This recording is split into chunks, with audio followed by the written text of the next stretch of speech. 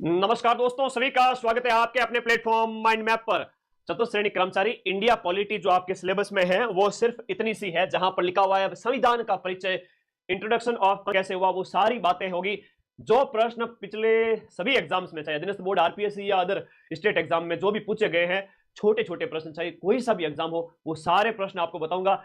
और इस क्लास में से, 1 घंटे की इस क्लास में से, सारे पांचों के पांचों प्रश्न इंडिया पॉलिटी के आपके हूबहू छप जाएंगे। जो पेपर में छपे हुए हैं वो मुझे दिख रहे हैं कि इस पीपीटी में से आ जाएंगे। चलिए स्टार्ट करें। उससे पहले आशीर्वाद ले लीजिए, अपने इस चैनल को जितने साथी जुड़े हुए हैं सब्सक्राइब कर लीजिए। और हम यहां पर बात करें जो प्रश्न मोस्ट इंपोर्टेंट आपके पेपर में छप चुका है, मैं बताता हूं, लिखिएगा मेरे प्यारे भाई बहनों कि संविधान सभा की पहली बैठक कब होती है। संविधान सभा की पहली बैठक 9 दिसंबर 1946 को होती है, वर्तमान संसद भवन के अंदर। हालांकि अब तो संसद भवन नया बन गया। तो हम यहां पर बात करें तो वो 207 सदस्य उस समय उपस्थित थे। एक प्रश्न ये आता है कि जब 9 दिसंबर को बैठक हुई थी ना, पहली बैठक, तो सदस्य सारे इकट्ठे हुए थे। अब बोले कि अध्यक्ष किसे बनाया जाए, तो भाई सच्चिदानंद जी सिन्हा को अस्थायी अध्यक्ष, है ना, आनंदित हो गए थे कि भाई मैं तो अध्यक्ष बन गया संविधान सभा का। लेकिन वापस 1946 चल रहा, अभी भी याद रखना, 47 मत कर देना। ये 1946, 11 दिसंबर 1946, अभी 2 दिन बाद में वापस बैठक होती है। दूसरी बैठक में संविधान सभा का स्थायी अध्यक्ष हमें मिल गए थे और वो थे डॉक्टर राजेंद्र प्रसाद, यानी कि भारत के पहले राष्ट्रपति यहां पर स्थायी अध्यक्ष बन जाते हैं। जस्ट 2 दिन बाद में, जब संविधान सभा की पहली बैठक 9 दिसंबर को होती है। पहली बैठक कब होती है? 9 दिसंबर को। प्रथम बैठक लिखा हुआ है यहां पर, पहली बैठक 9 दिसंबर 1946। तो 9 दिसंबर 1946 को पहली बैठक, सच्चिदानंद सिन्हा अस्थायी अध्यक्ष और बाद में स्थायी अध्यक्ष राजेंद्र प्रसाद जी। अब संविधान सभा की 8 बड़ी समितियां थी। यहां से भी एक प्रश्न बनता है।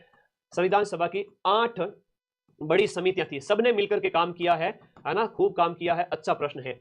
8 समितियों में जब भी आपको संघ मिले, राज्यों के लिए समिति, इन सभी के जो हेड है ना, नेहरू जी करना है। संघ शक्ति, संघीय संविधान समिति और प्रांत राज्यों के लिए समिति, तो राज्यों के लिए ये आपके नेहरू जी हो जाएंगे, राज्यों के लिए भी नेहरू जी हो जाएंगे। लेकिन प्रांत की जहां कहीं भी बात हो, वहां पर प्रांत से पटेल, कस्तूरी देवी, ये सब तो आता है। तो बेटा बता, संविधान सभा में कितने वाचन हुए थे? हाँ, पहला वाचन कब हुआ था? बेटा सरल सरल प्रश्न देख करके तुम लोग है ना, फूल मत जाना, तुम लोग खूब फलो लेकिन फूलो कभी नहीं। पेपर सरल आएगा लेकिन 30-40 प्रश्न सोचने पड़ेंगे आप लोगों को। वहां अगर गलती कर दी ना, देख लेना, कान पकड़ के सबको, कान के अंदर छोटा सा कंकर डाल के यूं, कान है ना, गुरुजी जो करते थे बचपन में, वैसे करूंगा। चलो आगे आ जाओ।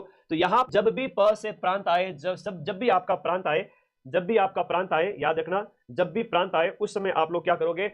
प्रांत से पटेल करोगे, पी से पटेल, पी से प्रांत करोगे। और मौलिक अधिकार और अल्पसंख्यकों की जहां कहीं भी बात है, वहां पर भी आपके कौन से हो जाएंगे? सरदार वल्लभ भाई पटेल। ये हो गई 5 समितियां, तो क्लियर है। प्रारूप समिति तो समझ लो तुम्हारे पेपर में छप गया। अब वो कौन सी देवी थी जो भी बच्ची कमेंट करी थी, बालिका थी, महिला थी, आई डोंट नो, सभी तैयारी कर रहे हैं। छोटे से लेकर 18 साल से लेकर के 40-45 साल तक सब तैयारी कर रहे हैं। आधे मेरे से छोटे हैं, आधे मेरे से बड़े हैं। तो मेरे सभी दोस्तों, अब बताओ यहाँ पर प्रारूप समिति का गठन कब किया गया था? जो कह रहे थे ना सरल है सर, पेपर तो घनी सरल है, तो सरल वालों को रिस्क है, सरल वालों को थोड़ी सी रिस्क है। तो बताओ प्रारूप समिति का गठन कब हुआ था? ये बहुत इंपॉर्टेंट है, वेरी इंपॉर्टेंट। तो प्रारूप समिति के अध्यक्ष भीमराव जी अंबेडकर थे। प्रश्न एग्जाम में आएगा। प्रारूप के अंबेडकर जी हैं। मौलिक अधिकार अल्पसंख्यक और प से प्रांत के पटेल हैं। राज्य और संघ वाले के नेहरू जी हैं। प्रक्रिया समिति, प्रक्रिया के पटेल मत कर देना, प्रक्रिया के राजेंद्र हैं और संचालन के भी राजेंद्र जी हैं। प्रक्रिया का संचालन करो, प्रक्रिया का क्या करो? संचालन करो, प्रक्रिया का संचालन करो, प्रक्रिया का संचालन करो। ये प्रश्न पटवारी के पेपर में पूछा था। कौन सा वाला सर? ए वाला। और इसमें 7 सदस्य थे, बाद में 2 सदस्य चेंज हो गए थे, याद रखना, ठीक है, स्वास्थ्य कारणों की वजह से। संचालन और प्रक्रिया के कौन? राजेंद्र जी। प्रांत के और मूल अधिकार के अल्पसंख्यकों के कौन? पटेल जी। राज्य और संघ वाले के हेड कौन? नेहरू जी। 8 समितियां याद होगी? बैठे बैठे याद। इसलिए तो कहते हैं कि टीचर जब बोलते हैं ना, उसको याद, उससे याद होता है। किताबें पोथी पढ़ पढ़ जग मुआ, सिलेक्शन भयानक हो। वीडियो कोर्स पढ़ लो, तुरंत सिलेक्शन हो। ऑडियो वीडियो माध्यम से, दृश्य श्रव्य माध्यम से जब पढ़ते हो, सब दिमाग में छप जाता है। प्रारूप समिति 29 अगस्त 1947, 7 सदस्य थे, याद रख लेना। अभी जो बताया उसमें गोपाल स्वामी अय्यर, कृष्ण स्वामी अय्यर, के एम मुंशी, म से मोहम्मद हिदायतुल्लाह, फिर माधवराव बीएल मित्तल कृष्णमाचारी की जगह है, उनकी मृत्यु पर मनोनीत होते हैं। और फिर कृष्णमाचारी है, वो खेतान की मृत्यु पर आते हैं, तो माधवराव और कृष्णमाचारी आते हैं। टोटल 7 सदस्य आप लोगों को याद रखना है, बहुत इंपॉर्टेंट है। अब यहां पर संविधान की प्रस्तुति की बात करते हैं। प्रस्तुति की बात करते हैं, very important, most most very. Guruji ना, इंडिया रामबाण अभी आने वाली 10 दिन, थोड़ा माफी चाहता हूं, अभी 4th ग्रेड पर बात करेंगे, आने वाली है ना। आप थानेदार पेपर की अगर कोई तैयारी कर रहे हैं तो आने वाली किताब। प्रस्तुति है वो संविधान को राजपत्र में कब प्रकाशित किया गया था? देखो हम बात करें 21 फरवरी 1948 को गजट में प्रकाशित होती है। हम बात करें जो है प्रस्तुति होती है, हमारे संविधान जो तैयार हो रहा था उनके संबंध में, नवंबर 1948 को संविधान सभा में इसे प्रस्तुत किया गया, प्रारूप जो तैयार किया गया था उसका बार बार वाचन किया जाता है। जो वाचन है वो आपका 3 बार किया गया। हर प्रावधान वाद विवाद के बाद ही पास किया गया, एक प्रावधान बिना वाद विवाद के हुआ था, वो सार्वभौमिक मताधिकार है, उस पर कोई वाद नहीं हुआ था। तो ये आपके प्रारूप समिति के बारे में था। अनुच्छेद ज्यादा नहीं पूछेंगे, जो पूछेंगे वो मैं बता दूंगा। संविधान का अंगीकरण, ये आपके 4th ग्रेड की 6 पारियों में से 4 पारी में पेपर में छप चुका है, याद रखिएगा। और मेरी जीवा परमात्मा, अंगीकरण करना, अधिनियमित करना, आत्मार्पित करना, या इसे एक शब्द कहते हैं संविधान को अपनाया कब गया था?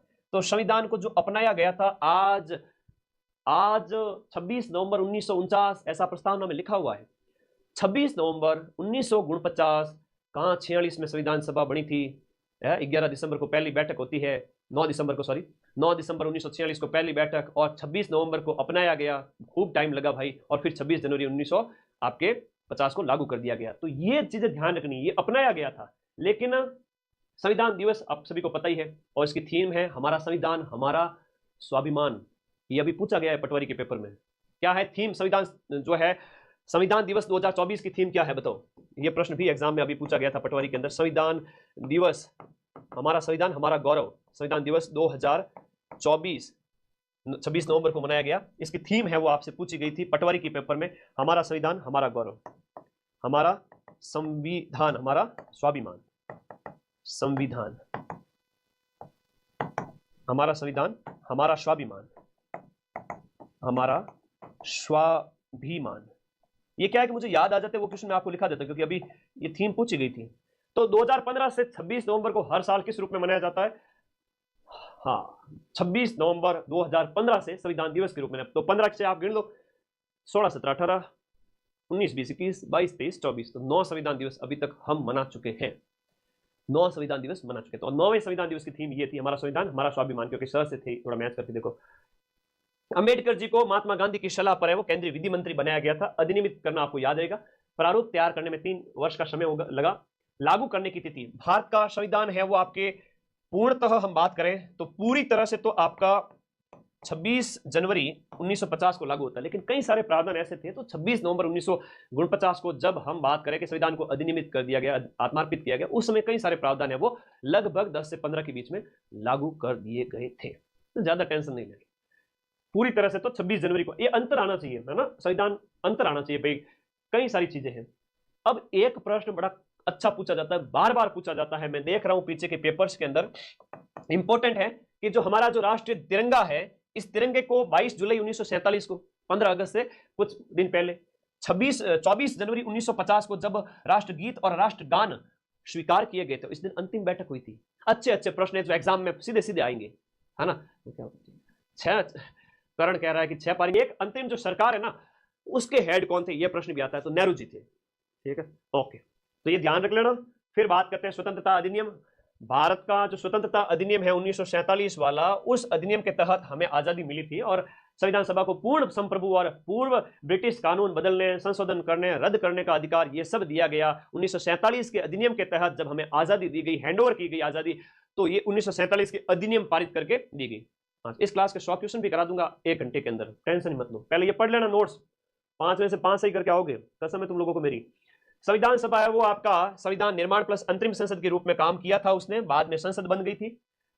अध्यक्षता संविधान सभा की राजेंद्र प्रसाद जी ने की थी। अंतरिम संसद है वो अध्यक्ष जीवी मावलंकर थे। और ये परीक्षा में प्रश्न भी आता है कि अपने प्रथम लोकसभा स्पीकर भी थे, प्रथम लोकसभा के अध्यक्ष पूछे आपसे, तो ये याद रखना, जीवी मावलंकर लोकसभा के पहले अध्यक्ष थे। जीवी मावलंकर लोकसभा के पहले अध्यक्ष थे, और अंतरिम संसद के भी उस समय ये हेड थे। तो संविधान सभा की बैठकों की अध्यक्षता डॉक्टर राजेंद्र प्रसाद जी ने की थी, क्योंकि वो स्थायी अध्यक्ष थे, हम सब जानते हैं। और संविधान सभा ही बाद में संसद बन गई थी।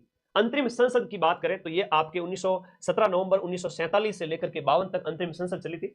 एक अच्छा प्रश्न जो एग्जाम में पूछा जाता है वो ये पूछा जाता है कि आपके संविधान पर अंतिम रूप से जो है वो कितने लोगों ने हस्ताक्षर किए थे, अंतिम रूप से कितने लोगों ने आपके हस्ताक्षर किए थे। तो 284 लोगों ने संविधान की 3 मूल प्रतियों पर हस्ताक्षर किए थे, साइन किए थे। 284। अब एक छोटा सा प्रश्न, कुल सत्र 11 बार 11 सत्र आयोजित किए गए। 9 दिसंबर 1946 को संविधान सभा का जो है पहली बैठक हुई थी, गठन हुआ था, पहली बैठक हुई थी, और 26 नवंबर को संविधान बनकर के तैयार हो गया। 2 वर्ष 11 महीने 2 वर्ष 11 महीने 18 दिन, 2 वर्ष 11 महीने 17 दिन 15 दिन 21 दिन देकर तुम्हें कंफ्यूज किया जाएगा, तुम कंफ्यूज होना मत। इसमें 114 दिन तो प्रारूप पर विचार हुआ, 166 बैठकें हुई, 64 लाख का खर्चा आया। अंतिम बैठक आपसे पूछा जाएगा, 284 लोगों ने हस्ताक्षर किए थे। ये आपकी अंतिम बैठक होती है 24 जनवरी 1950। तो इसलिए कहता हूं पूरे साल जम के पढ़ो, ताकि लास्ट 7 दिन में स्टूडेंट है, सेकंड ग्रेड है, थानेदार का पेपर है, तो जम के पढ़ो आपके अंदर। 11 सत्र 2 वर्ष 11 माह, ये वेरी इंपॉर्टेंट है, यहां से एक प्रश्न आएगा ही आएगा। अब देखो मूल संविधान में कितने अनुच्छेद वगैरह थे, ये प्रश्न आता है एग्जाम के अंदर, वेरी वेरी इंपॉर्टेंट क्वेश्चन है। भारतीय संविधान की एक प्रस्तावना है, टोटल मूल 22 भाग, 8 अनुसूचियां और 395 अनुच्छेद। वैसे वर्तमान में जो अनुच्छेद 395 मूल अनुच्छेद तो 395 ही है, लेकिन उसके अंदर अनुच्छेद वगैरह और जुड़ करके 450 से भी बाहर चले गए हैं, लेकिन आपको मूल 395 याद रखना है। अनुसूचियां अभी 12 हो चुकी है, मैं उनके ऊपर बात करूंगा। और प्रस्तावना को लास्ट में शामिल किया गया और कॉन्स्टिट्यूशनल असेंबली डिबेट के अंदर इसे 12 खंडों में इसका प्रकाशन है। एक बहुत अच्छा प्रश्न आता है, भारत के संविधान की प्रस्तावना आपके 6 पारियों में से 2 से 3 पारी में ये पेपर प्रश्न छप चुका है, याद कर लीजिएगा। क्या है सर प्रश्न यह है कि भारतीय संविधान की जो उद्देशिका है, या जिसे हम कहते हैं प्रस्तावना कहते हैं, इसमें से एक प्रश्न यह आएगा कि भारतीय संविधान की प्रस्तावना में संशोधन कब किया गया था। तो भारतीय संविधान की प्रस्तावना में जो संशोधन यानी अमेंडमेंट किया गया था वो 42वां संविधान संशोधन, 42वें संविधान संशोधन के तहत कब किया गया था? 1976। 42वें संविधान संशोधन के तहत, 42वें संविधान संशोधन के तहत नए शब्द जोड़े गए, कई सारे नए शब्द जुड़े थे। 42वें संविधान संशोधन कब हुआ था? 1976 में, इंदिरा गांधी के समय में। तो 1976 में 3 नए शब्द भारत की संविधान की जो प्रस्तावना में जोड़ दिए गए। कौन कौन से शब्द थे? हम भारत के लोग भारत को एक संपूर्ण प्रभुत्व संपन्न, समाजवादी, पंथ निरपेक्ष, लोकतंत्रात्मक गणराज्य बनाने के लिए और इसके लोगों, उसके समस्त नागरिकों को सामाजिक आर्थिक न्याय दिलाने, विचार अभिव्यक्ति सबकी स्वतंत्रता, प्रतिष्ठा और अवसर की समानता मिले लोगों को, और सबकी गरिमा, एक राष्ट्र की एकता और अखंडता की बात की गई है। तो ये जो शब्द दिए गए ना, एक तो अखंडता वाला है और ये एक समाजवादी और पंथ निरपेक्ष वाला। ये प्रश्न इतने पूछे गए हैं, क्या बताऊं, ये तुम्हारे पेपर में छप चुका है ना। वो लिफाफा भले ही बंद हो, लेकिन मैं आंखें बंद करके मां सरस्वती का ध्यान लगाता हूं तो मुझे वो वापस वो पेपर में लिखा हुआ जो प्रश्न, तो लीगल तरीके से काम करो ताकि तुम्हारे ऊपर कोई कार्रवाई ना हो। मेहनत इतनी करो कि सारे क्वेश्चन आ जाए। तो भाई समाजवादी, धर्मनिरपेक्ष या पंथ निरपेक्ष, भारत किसी भी पंथ को नहीं मानेगा, समाजवादी और जिसमें सभी वर्गों का कल्याण हो और अखंडता, भारत एक रहना चाहिए। ये 1976 में 42वें संविधान संशोधन के तहत स्वीकार किए गए थे। जो अपनी कॉन्स्टिट्यूशन की जो प्रस्तावना है, प्रेम्बल है, उसमें जोड़े गए थे। इसको अंग्रेजी में प्रेम्बल कह सकते हैं। एक प्रश्न यह आएगा कि भारतीय संविधान को कब अपनाया गया? 26 नवंबर 1949। 26 नवंबर 1949, मिति माघ शुक्ल सप्तमी, संवत 2006, विक्रम संवत 2006 में 57 जोड़ लो, 2083 आते हैं, 83 आते हैं ना। 2006 के अंदर विक्रम संवत 2006 विक्रमी संवत है। अच्छा, उस समय विक्रम संवत 2006 था, तो उसके अंदर अभी 80 और जोड़ोगे तो आ जाएगा 1949 के बाद में, तो वो वर्तमान में 2080 के आसपास है। संविधान को अंगीकृत किया गया, अधिनियमित किया गया, आत्मार्पित किया गया। यह भी पूछा जाएगा कि संविधान को कब अंगीकृत किया गया था, यह प्रश्न हो जाता है। 57 वर्ष तो आगे है, बाकी वर्तमान में ईस्वी से कितना आगे है वो जोड़ोगे तो आएगा। तो ये हो गया, एक ये हो गया, बार बार पूछा जाता है। एक अभी प्रश्न बड़ा शानदार पूछा गया कि संविधान, एक कि भारत के जो संविधान को हाथ से किसने लिखा था? 6 महीने लगे थे, जो संविधान के 6 महीने लगे थे, और वो बैठ करके जो है संविधान सभा का जो कक्ष है वहां पर, वर्तमान का संसद भवन, 6 महीनों में उन्होंने लिखा था। तो हाथ से प्रति किसने तैयार की थी? ये प्रश्न अभी आया था पेपर महीने भर पहले ही, बताओ किसने तैयार किया था? चित्रांकन, इसमें 22 चित्र हैं भारतीय इतिहास के, और चित्रकार का नाम याद कर लो, नंदलाल बोस, इंपोर्टेंट है। और राजस्थान के कृपाल सिंह शेखावत का नाम तो आप जानते ही हो, कृपाल सिंह शेखावत। संविधान सभा के पदाधिकारी में अस्थायी अध्यक्ष सच्चिदानंद जी सिन्हा है, सभापति फ्रैंक एंथोनी थे, अध्यक्ष है वो राजेंद्र प्रसाद है। तीनों बातें अलग अलग है। संवैधानिक सलाहकार का एक प्रश्न एग्जाम में पूछा जाता है कि सलाहकार कौन था? तो आपके BN Rao, Benegal Narasimha Rao, admit card में बता दूंगा, सब रखो। BN राव थे, सचिव वगैरह, प्रवक्ता वगैरह छोड़ दीजिए। भारतीय संविधान की मूल हस्तलिखित प्रति या कॉपी किसने तैयार की थी? प्रेम से बोलो बांके बिहारी की, प्रेम से बोलो, जय माता दी, प्रेम से बोलो, प्रेम से बोलो, प्रेम से बोलो से याद हो जाएगा, प्रेम बिहारी जी ने हाथ से लिखा था, है ना। हाथ ऊपर उठा के बोलो, प्रेम से हाथ ऊपर उठा के बोलो, प्रेम बिहारी। तो प्रेम बिहारी नारायण रायजादा, भले 1-1 लाख की कोचिंग करके भी आ गए, उन बच्चों को भी ये क्वेश्चन पता नहीं है, ठीक है। ये मत समझना कि 4th ग्रेड समझ करके यूं, है ना, फ्लावर मत समझना है, फायर है ये। यूं मत समझना कि यूं हर कोई कर लेगा। कुछ कुछ प्रश्न ऐसे होंगे जो किसी ने अगर शिद्दत से पढ़ा है तो उसी को आएंगे, फैक्चुअल क्वेश्चन कंसेप्ट पढ़ने वालों को भी नहीं आते, भले कितना ही होशियार हो, ठीक है। तो ये अच्छा प्रश्न है, प्रेम बिहारी नारायण रायजादा, प्रेम से बोलो, हाथ ऊपर उठा के, हस्तलिखित कॉपी। क्लास में तो याद करवाता हूँ, इसीलिए तो तुम लोग मेरे को प्यार करते हो, बाकी मेरी शकल कौन सी ऋतिक रोशन से मिलती है। आगे आ जाओ, भारतीय संविधान की विशेषताएं। मेरे प्यारे दोस्तों, अभी तक हमने भारतीय संविधान को देखा, अभी भी भारतीय संविधान की कई सारी बातें मुझे आपको बतानी है, एग्जाम में क्वेश्चन बाहर नहीं जाने देंगे। सिलेबस का जो सेकंड टॉपिक है आपका, वह ये है कि भारतीय संविधान की प्रमुख विशेषताएं क्या क्या है। मैं फटाफट बताऊंगा भारतीय संविधान की प्रमुख विशेषताएं क्या क्या है। भारतीय संविधान की विशेषताएं, ध्यान दीजिएगा कि विश्व का सबसे बड़ा और लिखित संविधान है। इतना बड़ा संविधान किसी ने तैयार नहीं किया जितना हमारे यहाँ। सर इतने बड़े संविधान की क्या खासियत है? अरे भाई 395 तो मूल अनुच्छेद है, उसमें मूल 22 भाग और 12 अनुसूचियां, वर्तमान में हम बात करें 22 भाग है, 12 अनुसूचियां है और 5 परिशिष्ट वगैरह। तो इस तरह से अब संपूर्ण प्रभुत्व संपन्न है ना। आंतरिक मामलों में हम क्या है, सर्वोच्च है, इसलिए हम क्या है, संपूर्ण प्रभुत्व संपन्न है। लोकतंत्रात्मक गणराज्य जहां पर है वो आपका राष्ट्रपति है, वो गणतंत्र का हेड होता है, तो ये आपके बताया गया है। फिर हमारा संविधान है वो पंथ निरपेक्ष है, धर्म की मूल अधिकार में स्वतंत्रता दी गई है और प्रस्तावना में भी कहा गया है कि भारत एक पंथ निरपेक्ष स्टेट, भारत एक पंथ निरपेक्ष राष्ट्र होगा, ये प्रस्तावना में भी कहा है। और मूल अनुच्छेद मूल अधिकार जो आपके अनुच्छेद 25 में जो कहा गया है कि धर्म को मानने की स्वतंत्रता, 25, 26, 27, 28, 29, 30 अभी उनकी बात करेंगे, 25, 26, 27, 28 ये 4 है। ओके। संसदीय प्रणाली है हमारे देश, हम बात करें हमारे यहाँ पर संसदीय प्रणाली, जहाँ कार्यपालिका है वो व्यवस्थापिका के प्रति उत्तरदायी होती है, रेस्पॉन्सिबल होती है कार्यपालिका व्यवस्थापिका के प्रति। तो ये भी प्रश्न आता है। हमारे यहाँ पर एकात्मकता का भाव भी है और संघात्मकता का भाव है। केंद्र राज्य के अधिकार स्पष्ट है। आपातकाल में केंद्र एकरी नागरिकता, ये एकात्मकता की बात है, एकरी नागरिकता, आपातकाल में केंद्र का कंट्रोल और अखिल भारतीय सेवाएं, जैसे IAS IPS होते हैं तो कहीं भी लग सकते हैं, ऑल ओवर इंडिया के अंदर, तो एक उसकी बात हो रही है, ठीक है। और एकात्मक भाव के साथ संघ का भाव भी है। संघ का मतलब जितने राज्य भी है, केंद्र भी है, सब मिलकर काम करेंगे, तो आपके यूनियन का भाव भी है। और एकात्मकता जैसे अमेरिका में है कुछ कुछ भाव, वो भी है यहाँ पर। तो संघ और एकात्मक दोनों मिले जुले स्वभाव के हैं हमारे यहाँ पर शासन व्यवस्था। एकीकृत न्यायपालिका, न्यायपालिका है वो सर्वोच्च है, सर्वोच्च न्यायालय के फैसले सभी पर लागू होते हैं। वयस्क मताधिकार है कि लखनऊ के लाडे जो 18 साल से ऊपर हो चुके हैं उन सबको वोट डालने का अधिकार दिया हुआ है कॉन्स्टिट्यूशन के अंदर। हमारे संविधान के भाग 18 में आपातकालीन प्रावधान है, जहां पर अनुच्छेद जो आपके हैं 352, फिर आपके अनुच्छेद 356 राष्ट्रपति शासन और वित्तीय आपातकाल जो है आपका 360, ये राज्यों के अंदर लगाया जाता है और ये होता है आपका राष्ट्रपति शासन। ये भी आपके प्रावधान संविधान के अंदर किए गए हैं और ये हो गया आपके वित्तीय आपातकाल। मूल अधिकार नागरिकों के लिए लागू किए गए हैं आपके संविधान के भाग 3 के अंदर। चलो कौन से हैं हम बात बता देते हैं आप लोगों को, क्योंकि कॉन्स्टिट्यूशन सिलेबस में, और मैंने वादा किया है क्लास से बाहर कंटेंट, ये जो कंटेंट है इससे बाहर क्वेश्चन नहीं जाएगा। तो संविधान के आपके भाग 3 के अंदर, हमारे संविधान के भाग 3 के अंदर आपके अनुच्छेद 12 से लेकर के 35 तक, है ना, 12 से लेकर के 35 तक आपके मूल अधिकारों के बारे में बताया गया है। मूल अधिकार कितने हैं सर? अरे भाई 6 मूल अधिकार है। एक 7वां जो था, जो संपत्ति का मूल अधिकार था, वो अब हटा दिया गया है और उसे अब एक कानूनी अधिकार बना दिया गया है अनुच्छेद 300 क के तहत। तो अब संपत्ति आपका मूल अधिकार नहीं रहा, अब वो एक कानूनी अधिकार है, ठीक है। तो अब 6 मूल अधिकार कौन से हैं सर? देखो भाई, पहला मूल अधिकार तो मानव होने के नाते ये हमसे छीने नहीं जा सकते, इसीलिए संविधान के भाग 3 में 6 फंडामेंटल राइट्स दिए गए हैं। तो पहला समानता का अधिकार है, कानून के समक्ष समानता, अनुच्छेद 14। फिर अनुच्छेद 15 के अंदर है आपका धर्म भाषा के आधार पर स्वतंत्रता। फिर 16, फिर आपका 17, फिर आपका 18। तो ये आपका 14 से लेकर 18 तक है वो आपके समानता की बात है। स्वतंत्रता के मूल अधिकार के बारे में प्रश्न आता है कि स्वतंत्रताएं कितनी प्रकार की हैं? तो अनुच्छेद 19 के अंदर 6 प्रकार की स्वतंत्रताएं हैं। कितनी प्रकार की?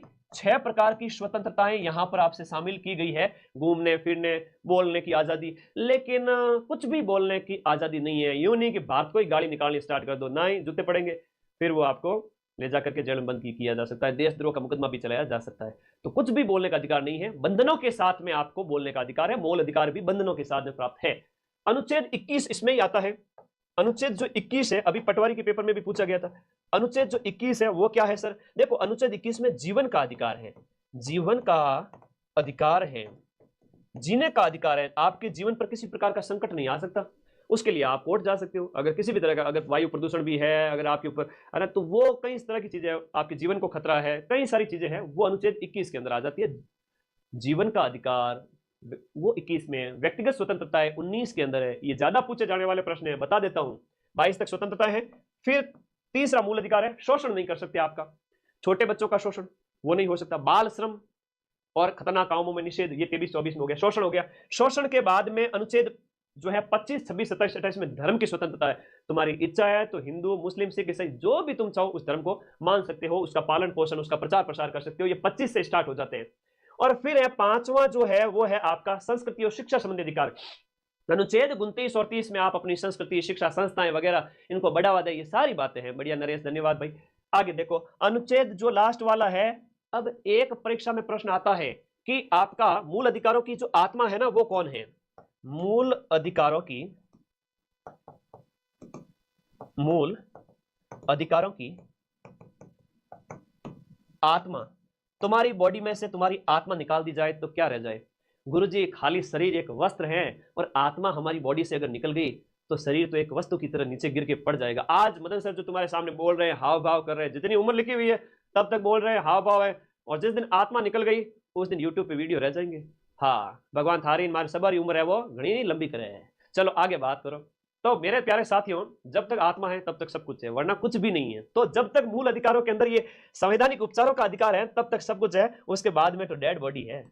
हाँ, संवैधानिक उपचार, जो संवैधानिक अधिकार है, संवैधानिक उपचारों का अधिकार है, वो अनुच्छेद 32 के तहत मूल अधिकारों की आत्मा माना गया है। लेकिन संविधान की आत्मा किसे कहते हैं? 5 प्रकार की रिटें जारी की जाती है, याद हो जाएगा। तो हम कह रहे थे कि हमारे नागरिकों के लिए मूल अधिकार है वो कितने प्रकार के हैं? 6 प्रकार के मूल अधिकार हो जाते हैं, फंडामेंटल राइट्स।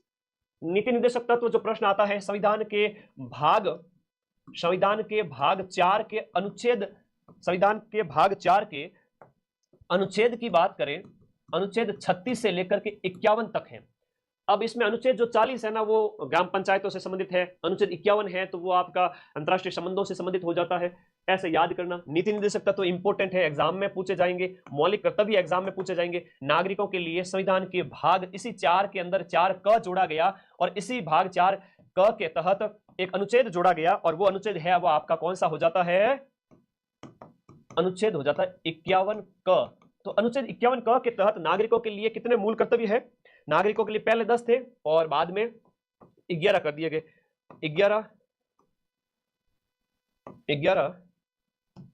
11 मूल कर्तव्य। एक बात ध्यान देना कि 11 जो मूल कर्तव्य हैं जो एग्जाम में पूछे जाते हैं, ये आपके भारतीय संविधान के भाग 4 क में कब जोड़े गए थे मैं इसकी बात करूंगा। ये मूल कर्तव्य है सरदार स्वर्ण सिंह समिति की सिफारिश पर। लिखो इसको, आया है प्रश्न।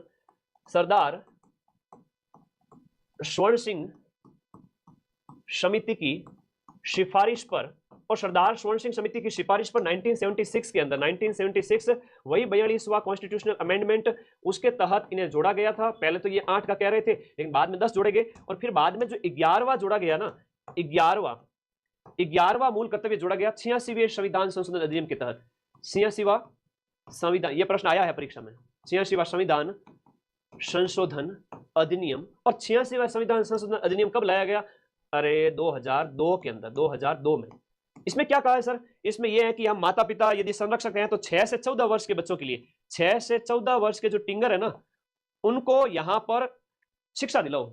राइट टू एजुकेशन की अगर हम बात करें, मेरा पर्सनली बच्चों से बहुत जुड़ाव है, जहां मैंने एजुकेशन, है ना, आवाज आ रही है? तो ये बच्चों के लिए है, संविधान में भी सोचा गया है। ठीक है, तो बच्चे तो मन के सच्चे होते हैं, बच्चे तो मन के सच्चे होते हैं। आवाज सही आ रही है बेटा? ओके। तो ये प्रश्न कई बार एग्जाम में पूछा जाता है आपका। 1 है, 2, 3, 4, 5, 6, 7, 8, 9, 10 और 11वां। ABCD से भी याद रखोगे तो भी याद हो जाएगा। मौलिक कर्तव्य 51 क के तहत है।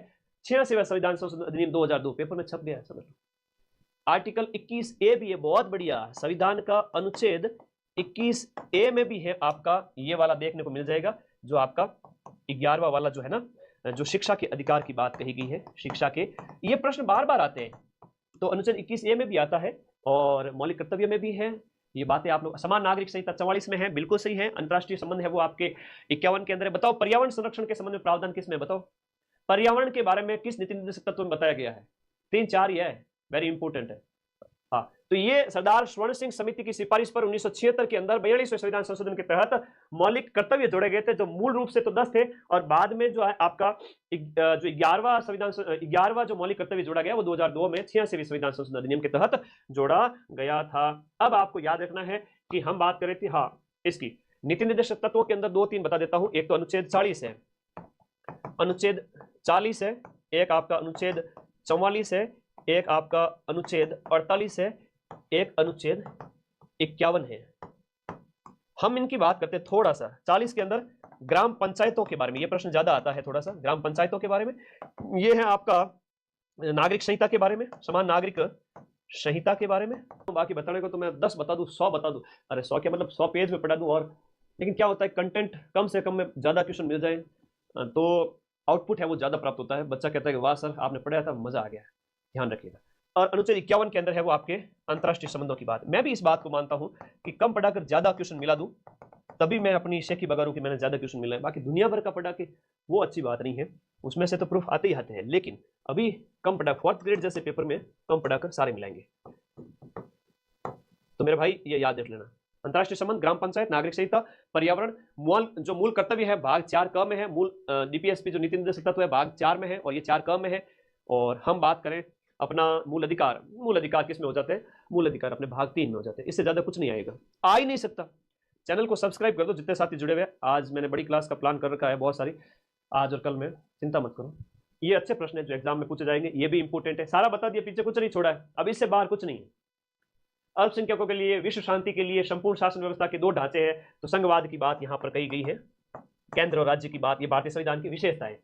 भारतीय संविधान की अनुसूचियों में आपको ज्यादा टेंशन नहीं लेनी है। अनुसूचियों की अगर मैं बात करूं, भारतीय संविधान की अनुसूचियों में पहली अनुसूची में संघ और भारत के बारे में है, अभी मैं एक फोटो के माध्यम से सारा समझाऊंगा। दूसरी के अंदर ज्यादा इंपॉर्टेंट नहीं है, तीसरा भी इंपॉर्टेंट नहीं है, चौथी है वो राज्यसभा में सीटों का आवंटन है। 5वीं अनुसूची, अनुसूचित जाति जनजाति के लिए 5 उंगली जब मिलती है तब हम कहते हैं ना संगठन में शक्ति है। तो अनुसूचित जाति जनजाति के कल्याण की बात भाग अनुसूची शेड्यूल है भारतीय संविधान की उस 5वीं में, ये मोस्ट इंपोर्टेंट है। भारतीय संविधान की जो 7वीं अनुसूची है, परीक्षा में प्रश्न आता है, देखो जो जो प्रश्न आएंगे वो मैं तुम्हें बता दूंगा। तो 3 अनुसूची है भारतीय संविधान की। 7वीं अनुसूची के अंदर जो 3 सूचियां दी गई है, संघ सूची, संघ शक्ति के विषय, संघ के विषय, राज्यों के विषय, और समवर्ती सूची जिसमें स्टेट और संसद दोनों कानून बना सकते हैं। 8वीं अनुसूची मोस्ट इंपोर्टेंट है, वेरी इंपोर्टेंट है।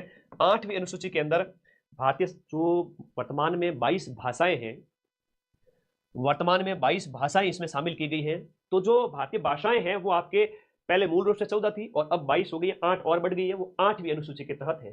7वीं 8वीं इंपोर्टेंट है। 10वीं जिसमें एक पार्टी से दूसरी पार्टी में चला गया। 11वीं और 12वीं इंपोर्टेंट है। 11वीं पंचायतों से संबंधित है, 12वीं नगर पालिकाओं से संबंधित है। इससे ज्यादा इसमें कुछ विषय याद, मतलब ज्यादा याद नहीं रखना है। गांव के विषय आपके, और 18 है वो आपके 9 कम हो गए शहरों के अंदर, थोड़ा सा इसका याद रखिए, है ना। अब संघ सूची के अंदर वर्तमान में 98 विषय है, राज्य सूची में 59 है और समवर्ती में 52 है। अवशिष्ट शक्ति एक आता है कि आपकी ये संसद के पास होती है ना, अवशिष्ट शक्तियों का संसद के पास। 8वीं अनुसूची में कई सारी भाषाएं, ये आपको याद नहीं करनी है। ये जो अभी मैंने बताया था वो आपको ये याद करना यहां पर, है ना। हाँ जी, ये देखिएगा यहां पर। अब देखो भारतीय संविधान की जो अनुसूची है थोड़ी पढ़ लेना, मैं जो जो इंपोर्टेंट करूं वही पढ़ना, बाकी मत पढ़ना। संघ के बारे में प्रथम अनुसूची में है, फिर आप देखोगे 5वीं अनुसूची कई बार पूछ ली जाती है, अनुसूचित जाति जनजाति। 7वीं अनुसूची थोड़ा सा याद रखना, जो शक्तियों का बंटवारा है। 8वीं अनुसूची में भाषाएं हैं। 9वीं और 10वीं, जो 9वीं है वो आपकी, 9वीं छोड़ दीजिए, 10वीं दल बदल। 11वीं और 12वीं, 11वीं ग्रामीण निकायों से संबंधित है और 12वीं नगर निकायों से संबंधित है। ये आपको याद रखना है, थोड़ा थोड़ा देख लेना, बाकी ज्यादा टेंशन नहीं लेनी, अंदर की चीजें नहीं पढ़नी ज्यादा। संविधान के स्रोत बहुत इंपॉर्टेंट है। मैं बता देता हूं कि हमने अमेरिका के कॉन्स्टिट्यूशन से मूल अधिकार अपनाए हैं, न्यायपालिका अपनाई है और न्यायपालिका सर्वोच्च है। उसके लिए वो संसद के द्वारा बनाए गए कानून की जांच भी करती है, उसे न्यायिक पुनरावलोकन कहते हैं। तो मूल अधिकार वाला प्रश्न कई बार पूछ लेते हैं कि मूल अधिकार हमने कहां से लिया है और या स्वतंत्र न्यायपालिका कहां ली है। इनमें भी ये ज्यादा पूछा जाता है मूल अधिकार। ये थोड़ा सा आप लोगों को देख लेना है, पढ़ लेना है, लोगों को देख लेना है, पढ़ लेना है। 1935 के अधिनियम से संघवाद को अपनाया है, मूल अधिकार अमेरिका से अपनाया है। उपराष्ट्रपति पद अभी सुर्खियों में है क्योंकि अभी उपराष्ट्रपति है वो आपके इस्तीफा दिया और अभी नए उपराष्ट्रपति बने हैं 15वें। तो उपराष्ट्रपति पद हमने अमेरिका से अपनाया है। न्यायपालिका की स्वतंत्रता अमेरिका से होगी। ब्रिटेन की बात करें तो संसदीय शासन प्रणाली ब्रिटेन से अपनाई, संसद की शासन प्रणाली ब्रिटेन से अपनाई, कानून का जो है विधि का शासन वो वहां से अपनाया है। और आयरलैंड के संविधान से हमने अपनाया है नीति निर्देशक तत्व जो संविधान के भाग 4 के अंदर है। और कनाडा के संविधान से संघीय व्यवस्था की बात करते हैं, कनाडा से संघ की बात करना। और उसके बाद आपातकाल की बात करना तो आपके जर्मनी, फ्रांस की बात करें तो गणतंत्र, और प्रस्तावना के अंदर हम स्वतंत्रता, समानता और भाईचारे की बात करते हैं, ये हो गया। हम ऑस्ट्रेलिया के संविधान से प्रश्न एक ये आता है कि समवर्ती सूची हमने कहां से अपनाई, ऑस्ट्रेलिया के संविधान से अपनाई। रूस जो यूएसएसआर था पहले का, सोवियत संघ था, वहां से हमने मूल कर्तव्य अपनाए। तो मौलिक कर्तव्य कहां से अपनाए? सीपी राधाकृष्णन तो अभी 2 दिन पहले बने हैं 15वें उपराष्ट्रपति, ये नहीं पूछा जाएगा। जगदीप धनखड़ ने इस्तीफा दिया, ये पूछा जाएगा, ठीक है। जगदीप धनखड़ है वो 14वें उपराष्ट्रपति थे और झुंझुनू जिले के किठाना गांव से बिलोंग करते हैं। दक्षिण अफ्रीका से हमने कॉन्स्टिट्यूशनल अमेंडमेंट जो आपके संविधान के अनुच्छेद 368 के तहत संविधान संशोधन की प्रक्रिया अफ्रीका से अपने। और जापान की बात करें तो विधि के शासन की बात करते हैं। अब ये बाकी वाले तुम्हें पढ़ना नहीं है, जो मैंने बताया वही सैम है, ठीक है, ये सब सैम है जो मैंने बताया था। इसमें यही मूल अधिकार, नीति निर्देशक तत्व वगैरह ये ज्यादा पूछे जाते हैं। संविधान संशोधन की बात करें तो 368 के तहत किया जाता है। और इसमें जो अभी लेटेस्ट का है 42वां का थोड़ा इंपॉर्टेंट है, याद कर लेना। प्रस्तावना में संशोधन, नीति निर्देशक तत्व और मौलिक कर्तव्य में कुछ सारे कई सारे जोड़े गए थे। 44वां 78 का है। 106वां संविधान संशोधन अधिनियम लेटेस्ट है, महिलाओं के लिए 1/3 आरक्षण से संबंधित है, याद रख लेना।